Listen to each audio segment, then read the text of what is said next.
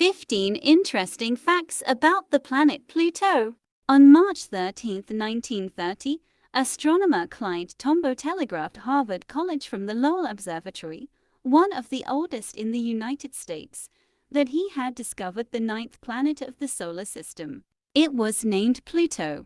After years of research, scientists denied the celestial body the right to be a planet. Although the controversy around this issue did not subside for a long time, Pluto was discovered by mistake. The first 7 planets can be observed either with the naked eye or with a telescope.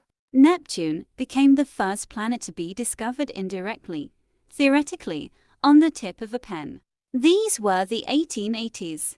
It was first predicted by the gravitational effect on neighboring Uranus, and then it was seen with a telescope. It was logical to ask the question, if the 8th planet was discovered this way, then the hypothetical 9th planet could also be detected by the gravitational disturbances of the 8th planet, Neptune.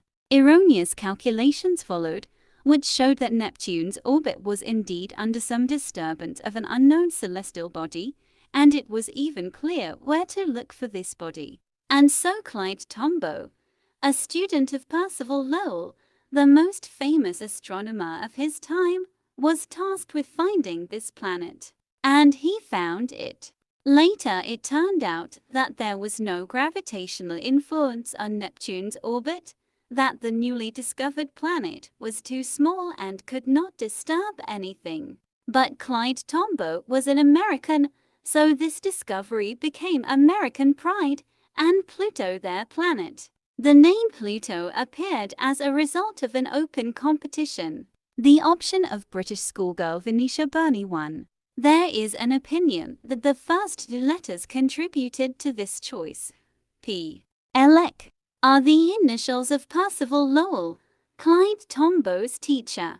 Pluto does not move like a planet, but rather like an asteroid. Its orbit is very elongated, and in some places it even goes inside the orbit of Neptune, allowing Pluto to be closer to the Sun than Neptune. In addition, the planets lie in the same plane in the plane of the ecliptic, and Pluto is at an angle to it. For a very long time, all the assumptions about Pluto remained as such. The first weak and rough pictures of Pluto were made by the Hubble telescope, and some clarity came to scientists only in the 2010s with the flyby of the New Horizons mission. Although the status of the planet was already disputed in the 1990s. A year on Pluto lasts about 250 Earth years. Therefore, experimental data on its seasonal variations has not yet accumulated. But calculations suggest that the atmospheric pressure between seasons can change fourfold with condensation and evaporation of a large amount of frost. The temperature on Pluto is unlikely to rise above -240 C. The Sun is so far from it that it appears as a small luminous point, slightly larger than a star in the sky.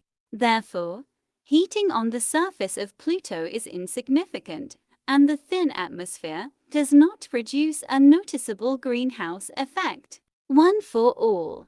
In the 1950s, astronomer Gerard Kuiper theoretically predicted the existence of a huge belt or cloud of all kinds of objects, asteroids and comets beyond the orbit of Neptune. Comets periodically fly to Earth from there. In 1978, a satellite of almost equal size to Pluto, Charon, was discovered. Now 5 more small satellites of Pluto are known. The existence of the Kuiper belt was subsequently confirmed. As astronomical methods developed, starting in the 1990s, these objects began to be discovered. It turned out that there are countless such Pluto-like objects, and they are all close in size and composition, all have elongated orbits at an angle to the plane of the ecliptic. It became clear that Pluto is one body out of a large number of similar ones. Then the question arose whether it can be considered a planet based on the totality of all the oddities associated with it. In 2006, Pluto was removed from the list of planets. Pluto consists of a mixture of ice and rocky silicate rocks. Pluto also has a subsoil. Scientists have calculated the density, built gravity models, and assume that it is loose and that it has water not only outside, but also inside. But this is not surprising. All objects outside the Kuiper belt have a huge amount of water in a frozen state. On Pluto, the ice is not uniform. It can be nitrogen, and the water ice we are used to, and CO2 ice, an object of desire for astrobiologists. This is how Pluto and similar objects like Enceladus, a satellite of Saturn, or Europa, a satellite of Jupiter, look in the eyes of scientists who are looking for signs of life beyond Earth. The presence of liquid water greatly increases the chances of life arising and surviving. But we must understand that the water there is most likely not pure, not distilled, and not of the same composition as on Earth. It may have a very high salt content. It is not known how salty it is, but in some ways it may even contribute to the development of life. Scientists will most likely not be able to drill inside in the near future, because this ice cap is about 100 kilometers thick, and its lower layers under gigantic pressure will have properties similar to metal.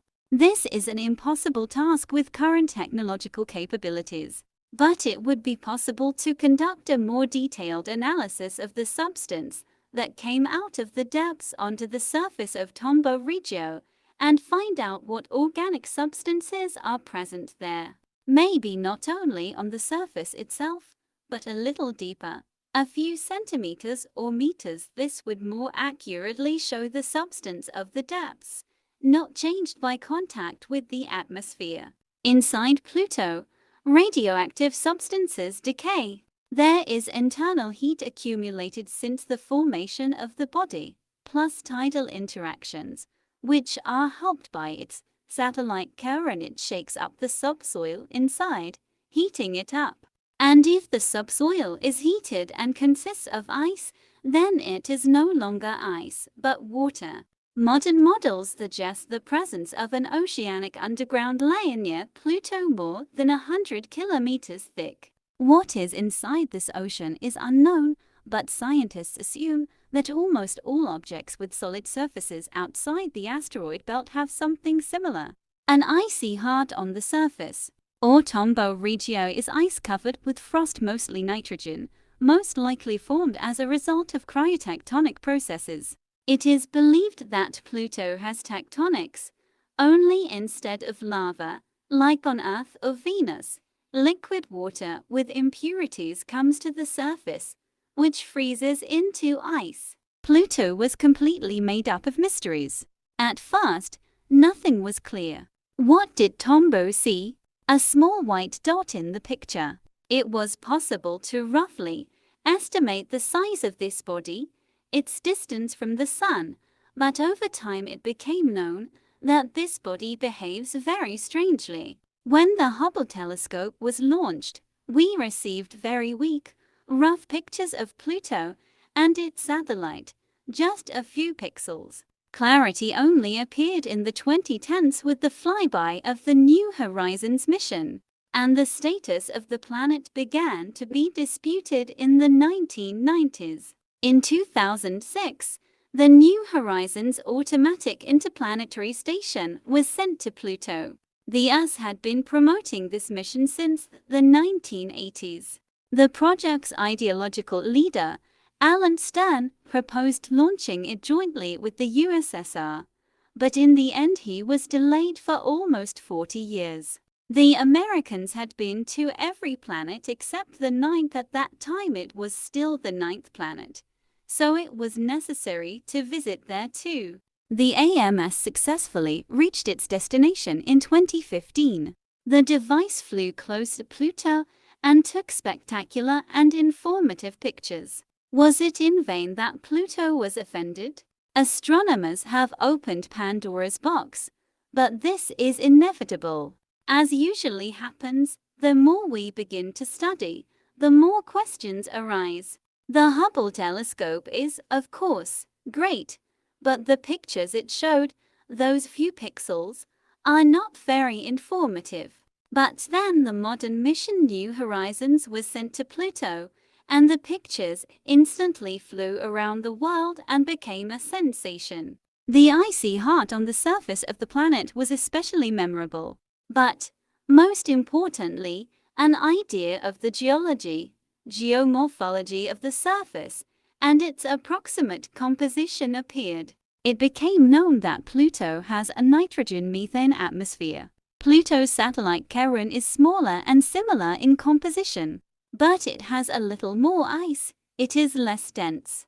It does not have an atmosphere, at least, it has not been registered. Therefore, it is not very interesting, although even it may have a layer of liquid water, only thinner. According to the working hypothesis, Charon was not captured from the outside, but was born together with Pluto from the same test.